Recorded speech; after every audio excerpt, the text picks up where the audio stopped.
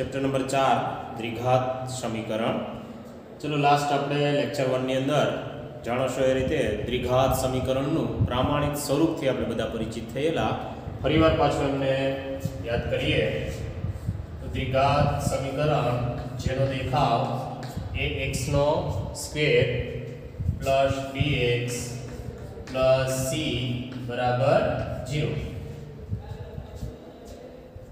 Last આપણે વાત કરેલી મુજબ દ્વિઘાત સમીકરણ જેને ગાણિતિક ભાષાની અંદર આપણે આ રીતે બોલી શકીએ ax ની 2 ઘાત bx c = 0। ચલો ગુજરાતીમાં અમને બોલવું હોય તો દ્વિઘાત સમીકરણ તરીકે આને ઓળખવામાં આવે છે।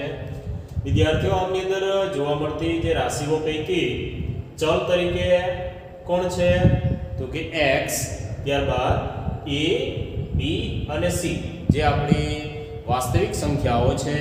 वास्तविक संख्याओं पैकी a जे छे ते 0 ना होवो जोईए। a is not equal to 0।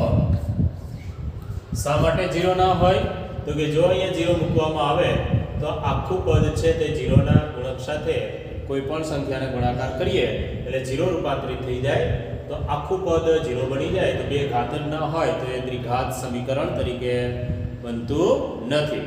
तो सर्वप्रथम जे समीकरणनी अंदर सौथी मोटी घात 2 होय तेवा समीकरणने आपणे द्विघात समीकरण तरीके आपणे ओळखीए छीए। जेमनी द्विघात बहुपदी बराबर शून्य मुक्ता द्विघात समीकरण आपणने मळे छे।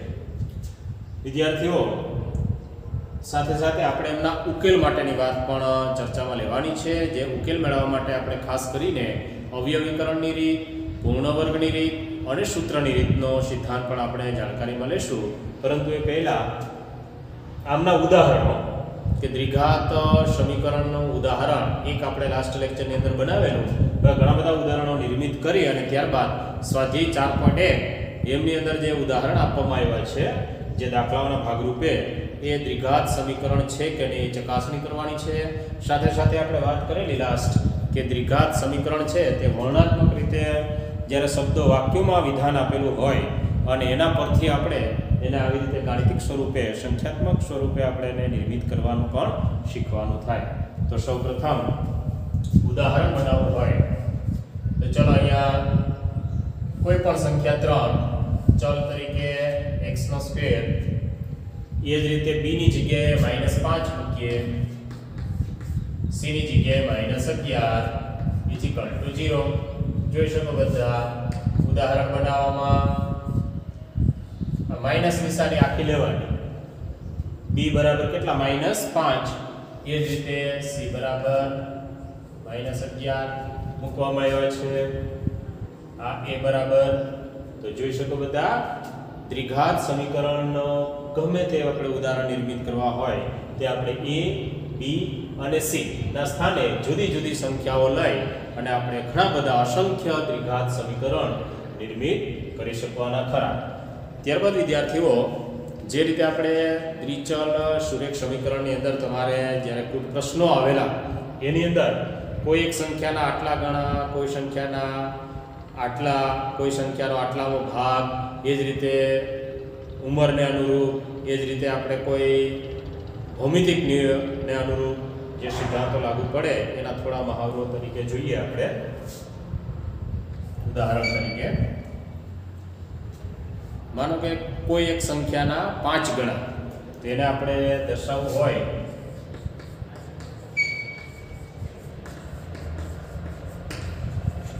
કોઈ એક સંખ્યાના 5 ગણા,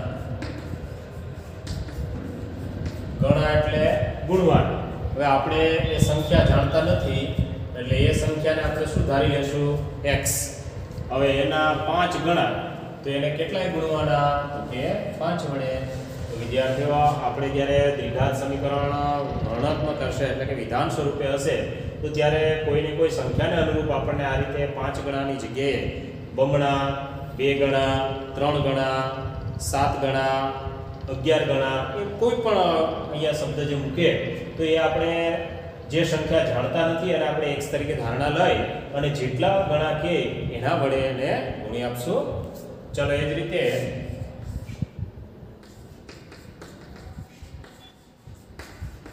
कोई एक संख्या માં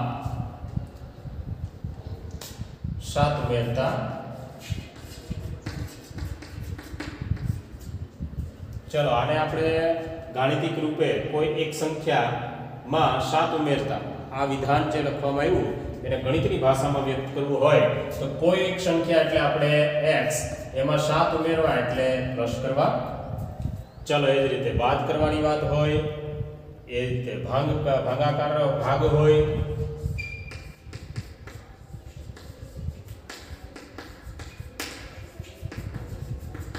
કોઈ એક સંખ્યાનો ચોથો ભાગ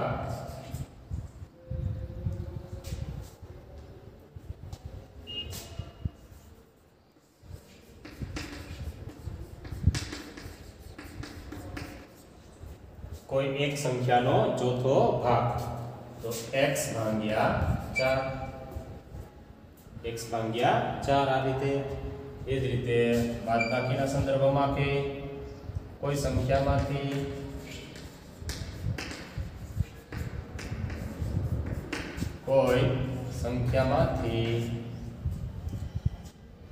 ત્રણ બાદ કરતા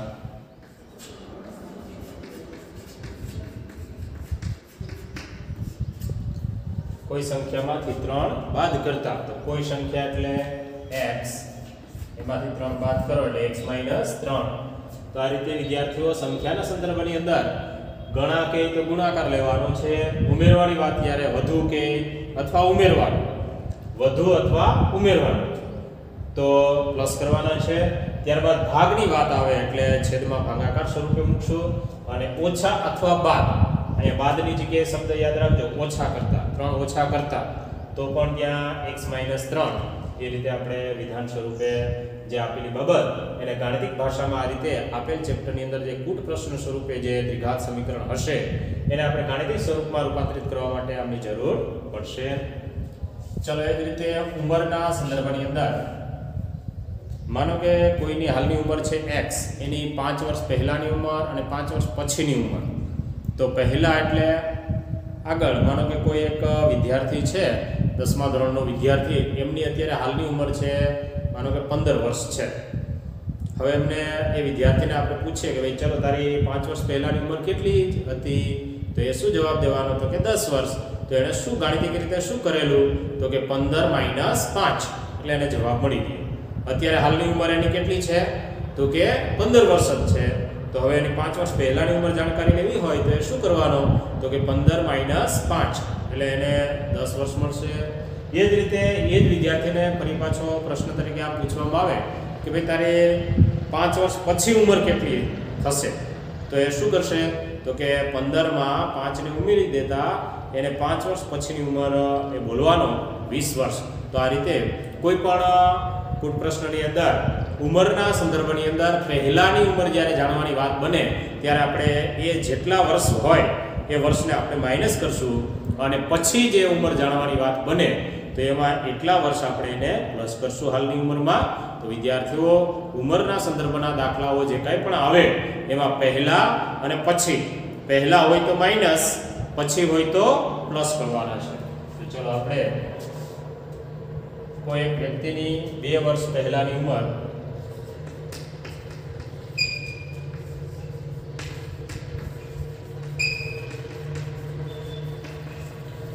કોઈ એક વ્યક્તિની 2 વર્ષ પહેલાની ઉંમર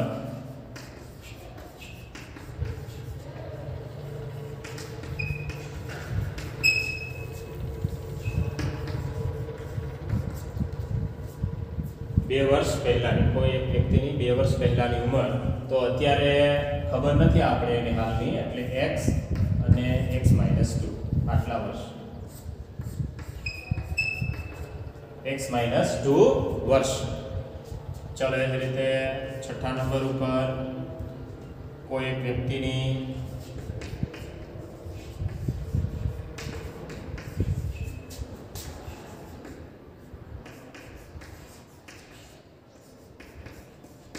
ત્રણ વર્ષ પછીની ઉંમર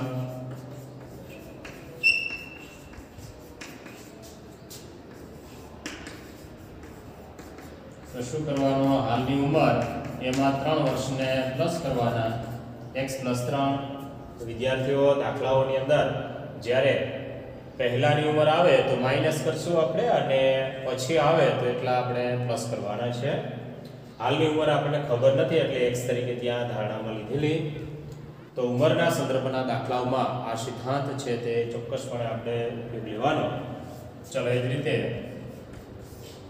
કોઈ દાખલાની અંદર ક્રમિક બે સંખ્યાઓ ધારવાની વાત બને તો વિદ્યાર્થીઓ આપણે બધા ક્રમિક બે સંખ્યાઓ પૈકી બધા જાણીએ છીએ કે ક્રમિક યુગ્મ સંખ્યાઓ કે અયુગ્મ કે માત્ર ખાલી ક્રમિક બે સંખ્યાઓ કે ક્રમિક બે ધન પૂર્ણાંકો. તો એમાં પહેલી સંખ્યા છે માનો કે 1, એના પછી 2 જે છે એમાં કેટલા ઉમેરીએ તો આપણે 2 થાય તો કે 1 ઉમેરતા જઈએ તો પહેલી સંખ્યા જ આપણને ખબર નથી તો એને આપણે x તરીકે, તો બીજી કઈ બનવાની તો કે એના પછીની x + 1. તો બે ક્રમિક સંખ્યાઓ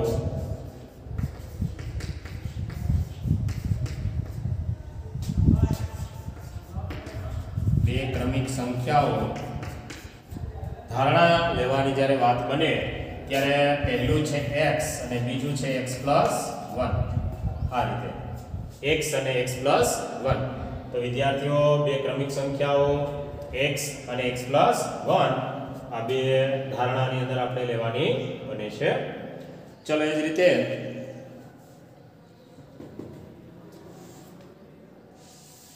ભૂમિતિની અંદર લંબચોરસના સંદર્ભની અંદર કોઈને કોઈ પ્રશ્નની અંદર વાત પૂછે તો લંબચોરસનો એક સિદ્ધાંત છે એને પણ નોંધી લઈએ આપણે. જે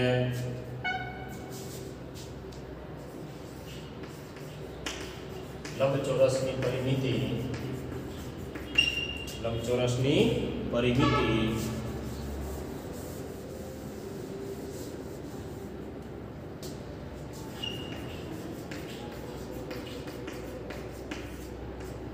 એ કૌંસમાં લંબાઈ વત્તા પહોળાઈ. આ સૂત્ર યાદ રાખશો આપણે.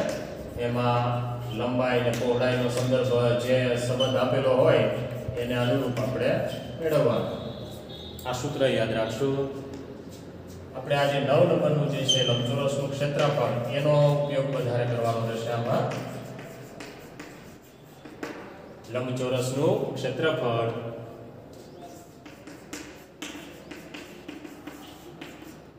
બધા જાણો છો કે લંબાઈ ગુણ્યા પહોળાઈ.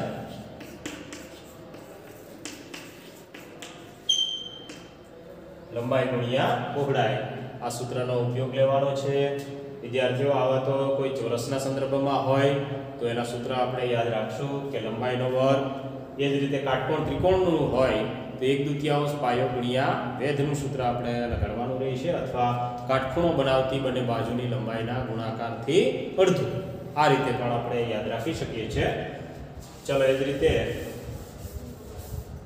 સમય, અંતર અને ઝડપ વિજ્ઞાનની અંદર આપણે આવે તો એના સંદર્ભમાં દાખલો કોઈને કોઈ પ્રશ્નમાં હોય છે.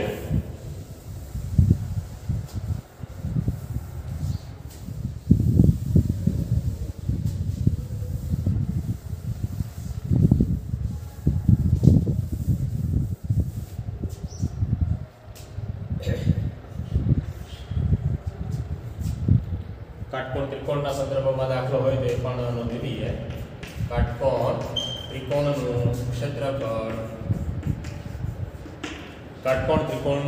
ક્ષેત્રફળ બરાબર 1/2 કૌંસની અંદર કાટખૂણો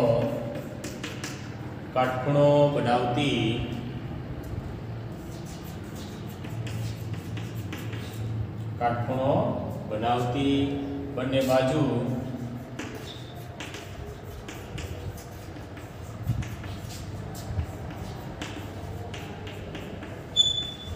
લંબાઈનો ગુણાકાર. કાટખૂણો જે બનાવતી બે બાજુ હોય એની લંબાઈના ગુણાકારથી અડધું હોય છે કાટકોણ ત્રિકોણનું ક્ષેત્રફળ. તો એના અનુરૂપ પણ દાખલાઓની અંદર જરૂર પડે તો ત્યાં આપણે આ ઉપયોગ સૂત્રમાં લેશું. એ જ રીતે વિજ્ઞાનની અંદર આપણે આવે સમય, અંતર અને ઝડપ. તો સમય બરાબર અંતર ભાગ્યા ઝડપ. આ ત્રણેય વચ્ચેનો સંબંધ દર્શાવતું આપણે પરિણામ છે. અંતર બરાબર બનાવવું હોય તો સમય ગુણ્યા ઝડપ ઝડપનું બનાવવું હોય તો અંતર ભાગ્યા સમય.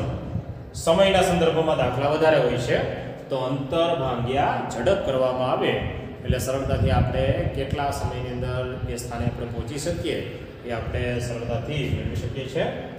તો વિદ્યાર્થીઓ, ઉંમર, લંબચોરસના સંદર્ભમાં અને ઝડપના સંદર્ભની અંદર અને સંખ્યાઓના સંદર્ભની અંદર દાખલાઓ જે કાંઈ પણ હોય એ ધારણા લેવાની જે વાત બને છે એ ખાસ આમના જે આપણે મહાવરા 11 જોયો છે એ ખાસ ધ્યાનમાં લેશું. ચાલો હવે સ્વાધ્યાય 4.1.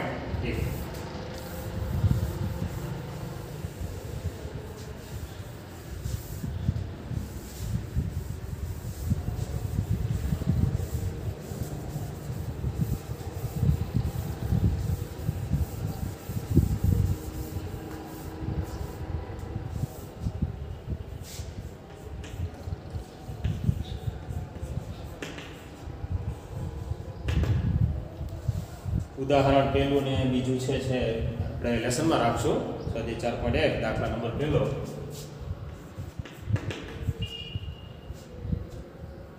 સૂચન છે, નીચે આપેલા સમીકરણો દ્વિઘાત સમીકરણો છે કે કેમ તે ચકાસણી કરો. આપણે જે આગળના એક લેક્ચરની અંદર સૂત્રો લખાવેલા યાદ કરજો બધા, કે અથવા 9મા ધોરણની અંદર પણ આપણે આવેલા વિસ્તરણના સૂત્રો, અવયવના સૂત્રો, આ બધાનો આધાર લઈ અને આપણે દ્વિઘાત સમીકરણ જે છે એનું સ્વરૂપ જે આ રીતે આપણે એને રૂપાંતરિત કરતા શીખવાનું છે.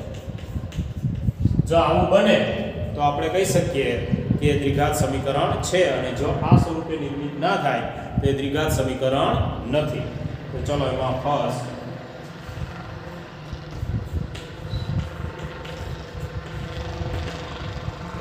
વિદ્યાર્થીઓ x + 1 ની 2 ઘાત બરાબર 2 કૌંસની અંદર x - 3. ચલો આવી રકમ આપવામાં આવી છે.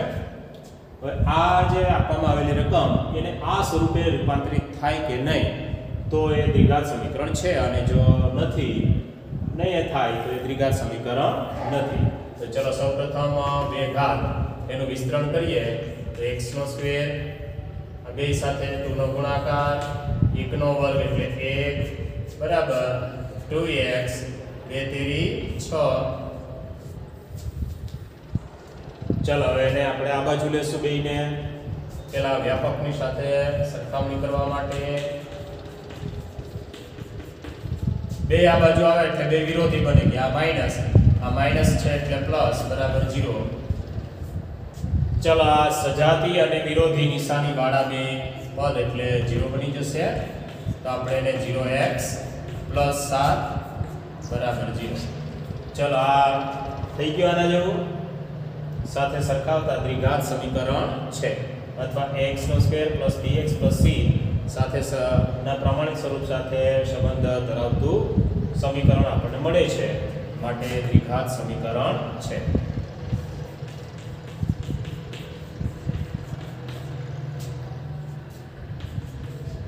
= 0 સાથે સરખાવતા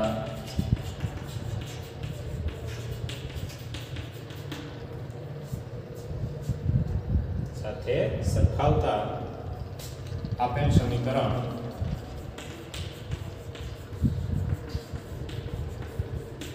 દ્વિઘાત સમીકરણ છે.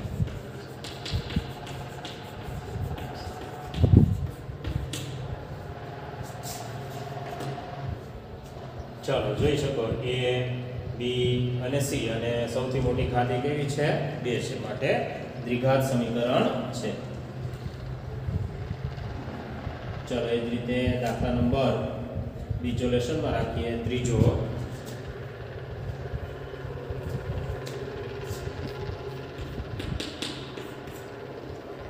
ત્રીજો જેમનો ઉકેલ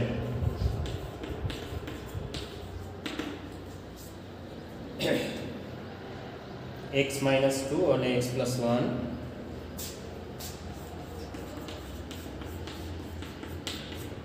બરાબર x - 1 અને x + 3 + 3. ચલો વિદ્યાર્થીઓ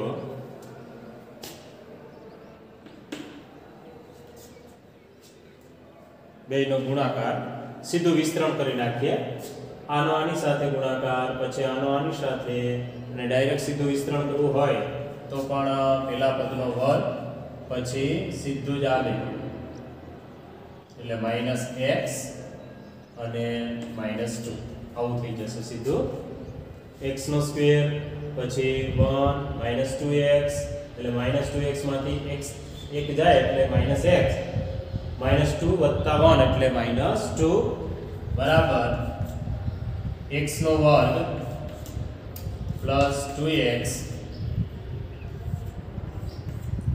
અને +-3 વિસ્તરણ કરવામાં આવ્યું છે વિદ્યાર્થીઓ. સ્ટેપ થોડા વધારવા હોય તો વધારી શકીએ છીએ આપણે. આનો પહેલા આ બંને સાથે ગુણાકાર મૂકી દો, -2 સાથે આ બેનો ગુણાકાર મૂકશો, પછી સાદુરૂપ ચલાવશો એટલે આ પરિણામ બનશે. એ જ રીતે x નો આ બંને જોડે, -1 નો આ બંને જોડે, અને જેનું સાદુરૂપ ચલાવતા આપણને x નો સ્ક્વેર + 2x -3 આવું આપણને સમીકરણ છે તે મળશે બને. ચલો બેને આ બાજુ લેતા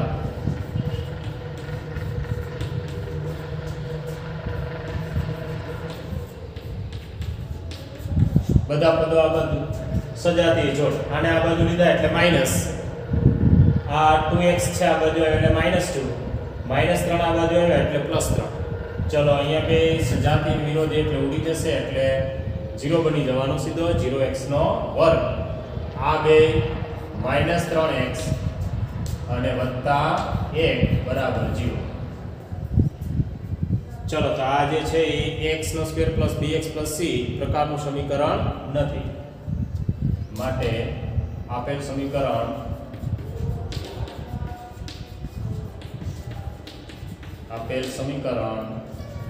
ax નો સ્ક્વેર + bx + c = 0 પ્રકારનું નથી.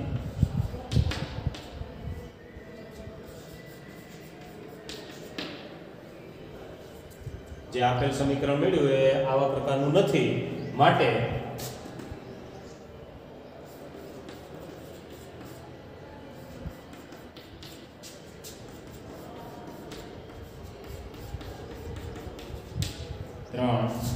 એ દ્વિઘાત સમીકરણ નથી. દ્વિઘાત સમીકરણ નથી.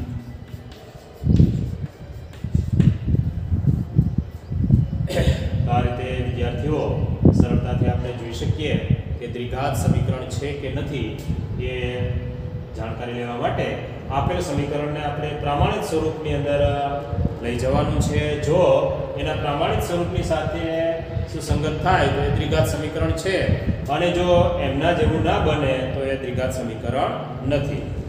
ચલો એ જ રીતે દાખલા નંબર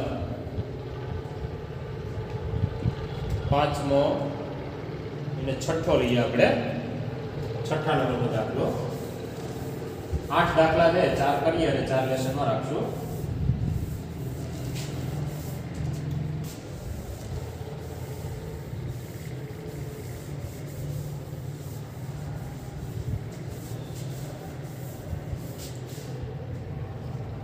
ચલો 6ઠ્ઠા નંબરનો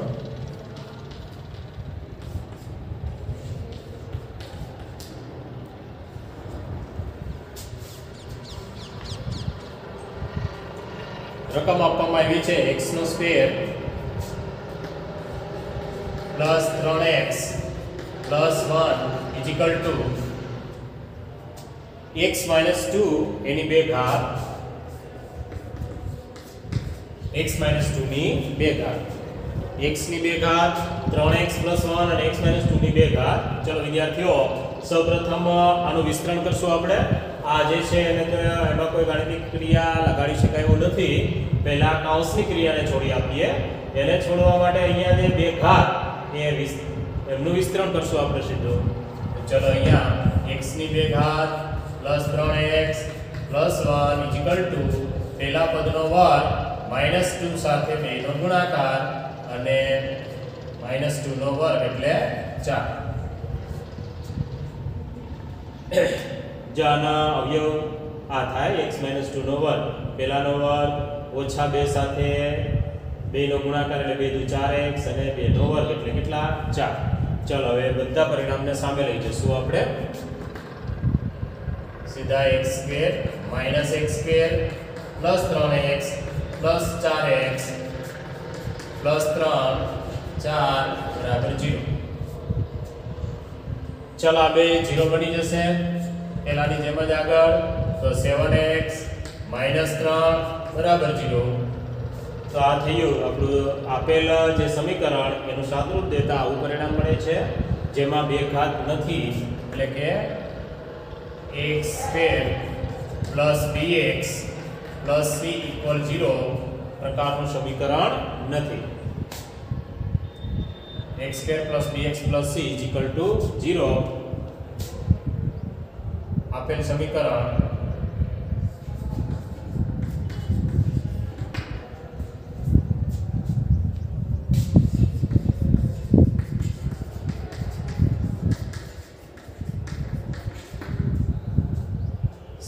-3 = 0, x² + bx + c = 0 પ્રકારનું સમીકરણ નથી. માટે 7x - 3 = 0 એ દ્વિઘાત સમીકરણ નથી.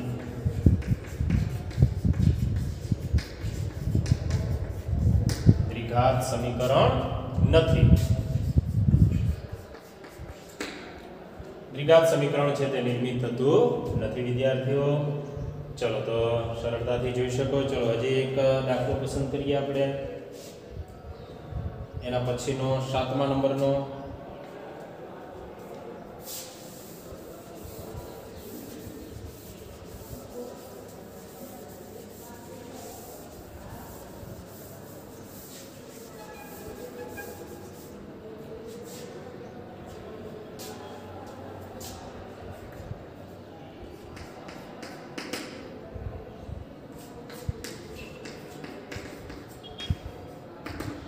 सात नंबर नो x + 2 एनी 3 घात बराबर 2x काउंस ની અંદર x² - 1 x² - 1. चलो विद्यार्थियों અહીંયા 3 ઘાત છે એટલે વિસ્તરણ સૂત્ર a + b ના ઘનનું સૂત્ર અહીંયા લગાડવાનું બનશે. તો એ લગાડવા માટે પહેલાનો ઘન 2 નો 3 સાથે ગુણાકાર કરી સીધું જ આ રીતે સૂત્ર મૂકવાનું.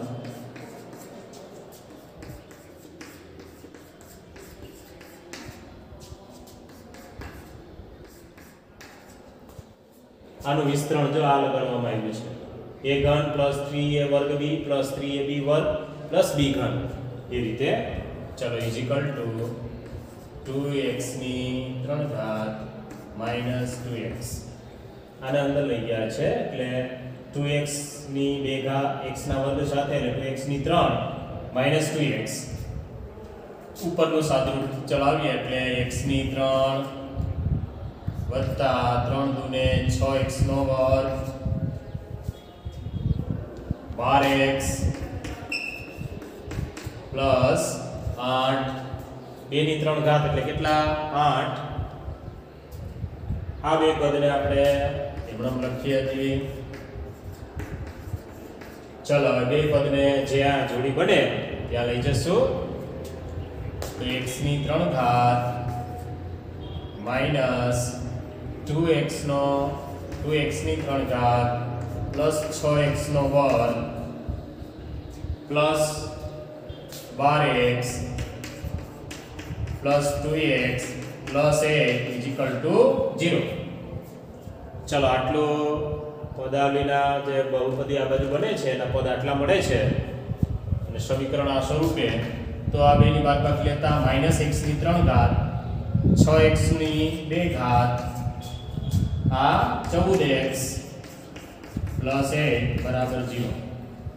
ચલો તો આપેલ સમીકરણ પણ આવા પ્રકારનું નથી એવું લખી શકીએ આપણે કે આપેલ સમીકરણ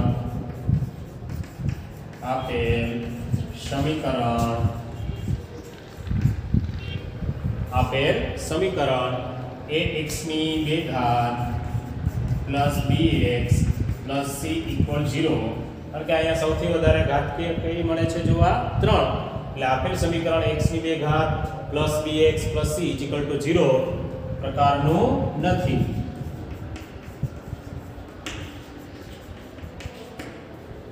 રકમ લખી શકીએ કે દ્વિઘાત સમીકરણ નથી. આપેલ સમીકરણ દ્વિઘાત સમીકરણ નથી.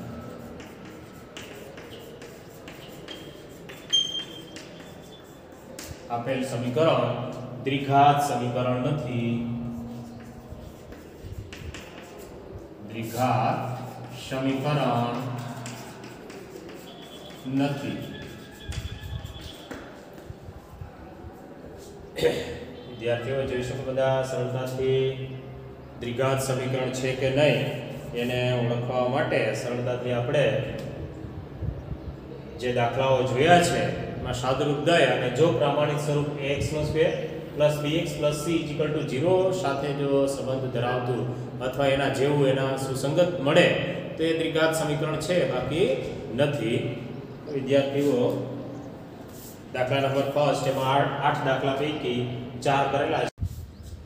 વિદ્યાર્થીઓ આપણે ટોટલ દાખલા નંબર ફર્સ્ટ ની અંદર 8 દાખલાઓ પૈકી 4 પૂર્ણ કરેલા. દાખલા નંબર બીજો હવે જેમાં સૂચનના ભાગરૂપે વર્ણનાત્મક સ્વરૂપે એટલે કે વિધાન સ્વરૂપે આપણને આપેલું છે અને એમાંથી આપણે આ રીતે દ્વિઘાત સમીકરણ સ્વરૂપે એને ઢાળવાનું છે.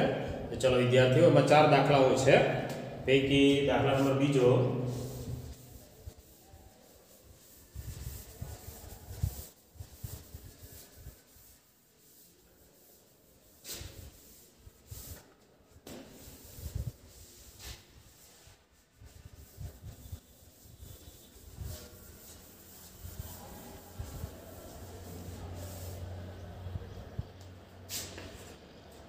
પહેલા ફર્સ્ટ જમીનના એક લંબચોરસ ટુકડાનું ક્ષેત્રફળ 528 મીટર સ્ક્વેર છે. લંબચોરસ આકારનો ટુકડો છે જમીનનો. તેની લંબાઈ પહોળાઈ થી બમણાથી 1 મીટર જેટલી વધુ છે. તેની લંબાઈ જે છે એ તેની પહોળાઈના બમણાથી 1 મીટર વધુ છે. તો આપણે જમીનના ટુકડાની લંબાઈ અને પહોળાઈ શોધવી છે. તો ચલો વિદ્યાર્થીઓ હમણાં જ આપણે ક્ષેત્રફળના સંદર્ભનું સૂત્ર પણ જોયેલું એનો ઉપયોગ કરી અને દ્વિઘાત સમીકરણ બનાવશું. તો સૌપ્રથમ ધારો કે જમીનના એક લંબચોરસ ટુકડાની પહોળાઈ જમીનના એક લંબચોરસ ધારો કે જમીનના એક લંબચોરસ ટુકડાની પહોળાઈ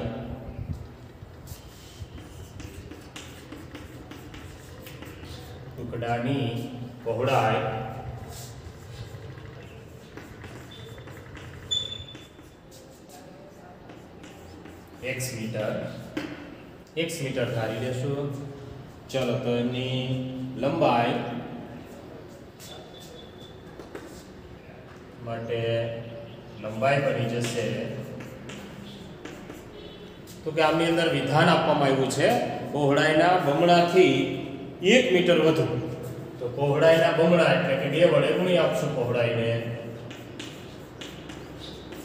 પહોળાઈના બમણા એટલે 2 વડે ગુણાકાર, એનાથી 1 મીટર વધારે એટલે +1 કરશું. ચલો અહીંયા 2x + 1 આટલા મીટર આ થઈ ગઈ આપણી લંબાઈ. ચલો હવે દ્વિઘાત સમીકરણ સ્વરૂપે ઢાળવા માટે લંબચોરસ જમીનના લંબચોરસ ટુકડાનું ક્ષેત્રફળ લંબચોરસ ટુકડાનું ક્ષેત્રફળ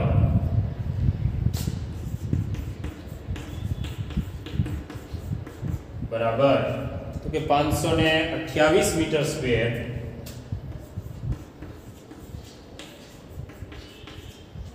આટલું આપવામાં આવ્યું છે વિદ્યાર્થીઓ એનું સૂત્ર આપણે બધા જાણીએ કે લંબાઈ ગુણ્યા પહોળાઈ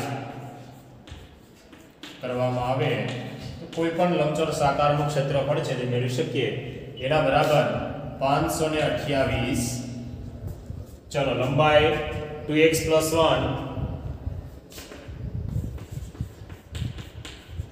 પહોળાઈ છે x બરાબર 528.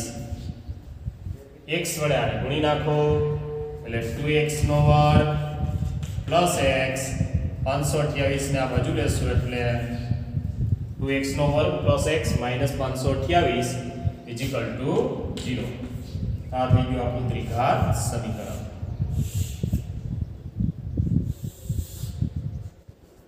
આ જવાબ કે આપેલા દ્વિઘાત સમીકરણ સ્વરૂપે બનાવો એટલે 2x નો વર્ગ પ્લસ x માઈનસ 528 0. હવે આમની અંદર સાદુરૂપ છે તે ચલાવી શકીએ નહીં. ચલો એની લંબાઈ 2x + 1 અને પહોળાઈ કઈ x મીટર. તો આપેલ દ્વિઘાત સમીકરણ મળે છે અને જેમની લંબાઈ 2x + 1 અને પહોળાઈ છે તે આપણને x મીટર મળે છે. તો વિદ્યાર્થીઓ આ રીતે ધારણા લેવાની જે બાબત જે છે એમની અંદર સૂચન ખાસ કરીને રકમને એક વખત વાંચન જરૂર કરવી પડે કે કઈ માહિતીનો સંબંધ કોની સાથે ખરો. તો આપણે અહીંયા પહોળાઈ કરતાં લંબાઈ જે છે બમણાથી 1 મીટર વધારે. તો આપણે અહીંયા કોને ધારણા તરીકે લેવું પડે તો કે પહોળાઈ. ચલો એ જ રીતે દાખલા નંબર બીજો.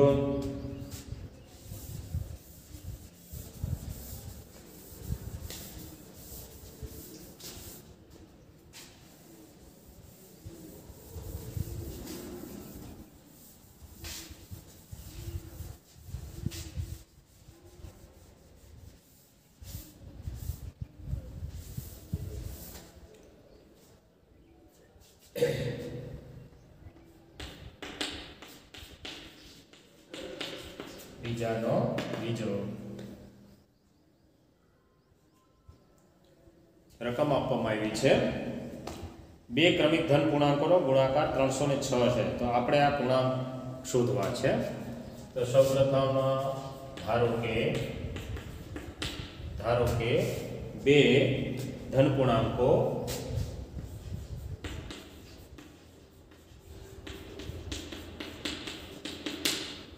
કયા કયા ધારણામાં લેશો. ધારો કે બે ધન પૂર્ણાંકો x અને બીજું કયું x + 1. આ બે ધારણા તરીકે લઈ લીધા. પહેલો x તો બીજો એના કરતાં 1 વધારે હોય છે. તો બે ક્રમિક ધન પૂર્ણાંકો ધારો કે બે ક્રમિક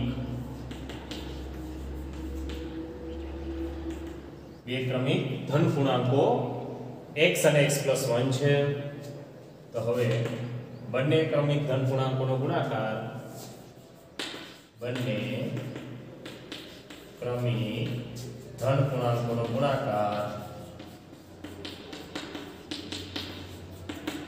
ધન પૂર્ણાંકોનો ગુણાકાર